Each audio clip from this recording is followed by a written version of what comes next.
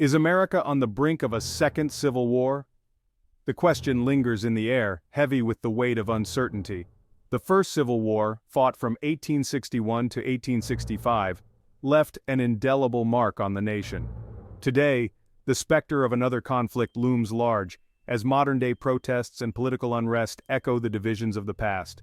Could a second civil war erupt, tearing apart the fabric of this nation? The rural-urban divide grows ever more pronounced, with city skylines and countryside landscapes symbolizing the stark contrasts in American life.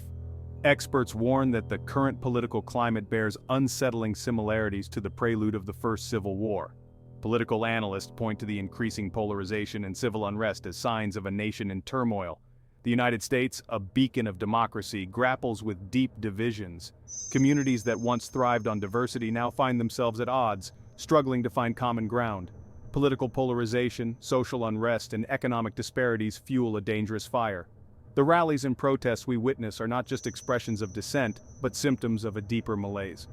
The warning signs are clear. They manifest in the widening gap between the rich and the poor, the escalating tensions between different racial and ethnic groups, and the growing distrust in our political system.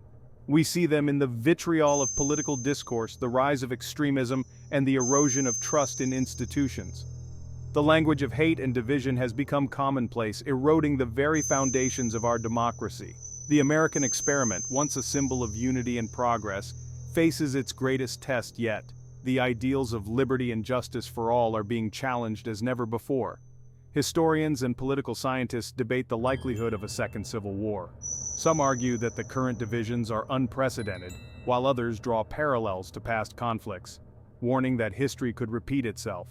Can this nation, founded on principles of liberty and justice for all, overcome these challenges? The question is not just academic, it is a matter of survival for the American way of life. The answers lie not in the hands of fate, but in the choices we make today. Each decision, each action contributes to the larger narrative of our nation's future. The path forward demands courage, compassion, and a commitment to dialogue. It requires us to listen to each other, to understand the fears and hopes that drive us. It requires us to confront our differences with honesty and respect, seeking common ground amidst the chasm of discord. Only through mutual understanding can we hope to bridge the divides that threaten to tear us apart. The future of America hangs in the balance, a stark reminder that freedom, once won, must be fiercely guarded and nurtured by every generation. It is a call to action for all of us, to rise above our differences and work together for a better tomorrow. In the end, the strength of America lies in its people, in our ability to come together in times of crisis. Let us not forget that unity and hope are the true pillars of our democracy. As we look to the future, let us remember that the power to shape it lies within each of us. Together we can build a nation that lives up to its highest ideals, a nation that is truly indivisible, with liberty and justice for all. America has always been a nation of diverse voices, a tapestry woven from countless threads of different cultures, ethnicities, and ideologies. This melting pot of cultures and ideologies has long been celebrated as one of our greatest strengths, a testament to the power of unity in diversity. But what was once a source of strength now threatens to become our undoing. The very diversity that should unite us is now a point of contention, a fault line that runs deep through the fabric of our society. The fault lines of division are etched by decades of social, economic, and political upheaval. These divisions are not new, but they have been exacerbated by recent events and trends. At the heart of this divide lies a fundamental disagreement over values. Traditional versus progressive, rural versus urban, these dichotomies represent more than just different lifestyles. They symbolize a deeper ideological rift. Conservative versus progressive. These labels represent not just different perspectives, but increasingly opposing worldviews. Each side views the other with suspicion and distrust, seeing them not as fellow citizens but as adversaries. Social media, once hailed as a tool for connection, has become a breeding ground for misinformation and echo chambers. The algorithms that power these platforms are designed to keep us engaged, often by feeding us content that reinforces our existing beliefs. These echo chambers create a distorted reality, where our biases are constantly reinforced and opposing viewpoints are rarely encountered. This deepens the chasm between us, making it harder to find common ground. Economic inequality adds fuel to the fire. The gap between the haves and have-nots widens, breeding resentment and a sense of injustice. For many, the promise of the American dream feels increasingly out of reach. The wealth gap is not just a matter of income disparity, it affects every aspect of life, from education and healthcare to housing and job opportunities. This breeds social resentment and a feeling of disenfranchisement among those left behind. The American dream, once a promise of opportunity for all, now feels like a distant memory for many. The belief that hard work and determination can lead to success is being eroded by systemic inequalities and a lack of upward mobility. Political polarization has reached unprecedented levels, with rallies and protests becoming battlegrounds for opposing ideologies. The rise of extremist groups on both sides only heightens the risk of violent confrontations. Clashes between protesters and law enforcement have become more frequent, highlighting the growing mistrust in institutions meant to protect and serve. This erosion of trust further destabilizes the social fabric. Ignoring these divisions will only allow the cracks to widen, threatening the very foundation of our nation. The longer we wait, the harder it will be to mend the fractures that have formed. We must find a way to bridge these divides, to listen to each other, and to rediscover our shared humanity. This means engaging in open and honest dialogue, seeking to understand rather than to be understood. The alternative is unthinkable, a nation further divided, unable to stand united in the face of challenges. Political polarization acts as a powerful catalyst, accelerating America towards potential conflict. The two-party system, once a framework for debate and compromise, has devolved into a bitter battle for power. Political discourse, devoid of nuance and respect, dehumanizes opponents, portraying them as enemies rather than fellow citizens with differing views. This toxic environment breeds distrust and animosity, making collaboration and problem-solving nearly impossible. Recent presidential elections, marked by razor-thin margins and accusations of fraud, have exacerbated these tensions. Violent protests and clashes in the streets, often sparked by police actions or controversial legislation, serve as flashpoints for wider conflict. The peaceful transfer of power, a cornerstone of American democracy, has been called into question, shaking the very foundations of our political system. The rise of hyperpartisanship, fueled by media sensationalism and political opportunism, further deepens the divide.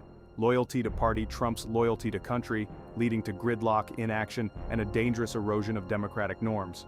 Economic inequality and social justice movements, if left unaddressed, could ignite widespread unrest and conflict. It creates a fertile ground for extremism, violence, and the disintegration of civil society. To avert disaster, we must rediscover the art of compromise, embrace civility in our political discourse, and prioritize the common good over partisan interests. The specter of federal intervention in the event of a second civil war looms large, raising fears of government overreach and tyranny. This fear is not new. It has roots deep in American history, where the balance of power between federal and state governments has always been a contentious issue. The Founding Fathers themselves debated the extent of federal power, a debate that continues to this day. In the event of a second civil war, the federal government would likely deploy military forces and activate the National Guard to restore order. This response would be seen by some as necessary to maintain national unity, while others would view it as an overreach of federal authority. The deployment of federal forces would further exacerbate the divide, leading to clashes and further unrest. It would be ineffective because you cannot secure a street corner with an F-15. While federalism, the delicate balance of power between state and national governments, is a cornerstone of the American system, its interpretation would become even more contested in such a crisis. This contestation would be evident in the courts, in the halls of Congress, and in the streets, where protests and rallies would highlight the deep divisions within the country. The debate over federalism in a civil war scenario is not just about power. It's about the very identity of the nation and what it means to be American. This tension, once largely theoretical, would manifest in concrete policy disputes with potentially explosive consequences. Issues like healthcare, education, and environmental regulations would become battlegrounds where the lines between state and federal authority are constantly being redrawn. These disputes would not just be legal battles, they would be ideological wars that reflect the broader cultural and political divides in the country. The increasing use of executive orders to manage the crisis would raise concerns about the erosion of checks and balances. Executive orders can be a powerful tool for enacting policy quickly, but they also bypass the traditional legislative process, which is designed to ensure debate and compromise. This trend would lead to accusations of authoritarianism and further polarize the political landscape. The judiciary, tasked with interpreting the law and upholding the Constitution, would become a battleground for ideological warfare, further eroding public trust in institutions. Judges would be increasingly seen not as impartial arbiters of the law, but as political actors with their own agendas. This perception would undermine the legitimacy of the judiciary and contribute to the broader climate of distrust and division. This climate of distrust and suspicion would create a dangerous feedback loop. As people lose faith in institutions, they would become more likely to support radical measures and less likely to engage in constructive dialogue. This, in turn, would lead to further polarization and instability, making it even harder to find common ground and solve the nation's problems. As faith in government institutions wanes, so too would the willingness to engage in constructive dialogue and seek common ground. This erosion of trust would not just be a political issue, it would have real-world consequences for governance and social cohesion. When people no longer believe that their government is working for them, they are more likely to turn to extreme measures and less likely to participate in the democratic process. This, in turn, would fuel calls for more extreme measures, pushing the nation closer to the brink. The rise of populist movements and the increasing polarization of political discourse would be symptoms of this deeper malaise. If left unchecked, these trends could lead to a breakdown of the democratic process and a descent into authoritarianism or chaos. To restore balance and prevent further escalation, a renewed commitment to dialogue, compromise, and respect for the rule of law would be essential. This means not only engaging in good faith negotiations, but also rebuilding trust in institutions and the democratic process. It requires leaders who are willing to put the country's long-term interests above short-term political gains, and citizens who are willing to engage in the hard work of democracy. The alternative is a descent into chaos and lawlessness, a scenario that would irrevocably alter the fabric of American society. Such a descent would not only undermine the rule of law, but also erode the social and cultural bonds that hold the nation together. It is a path that leads to division, conflict, and ultimately, the unraveling of the American experiment in democracy. If the specter of federal intervention is terrifying, the actual repercussions of a second civil war in America would be staggering. The immediate political landscape would be one of chaos and instability.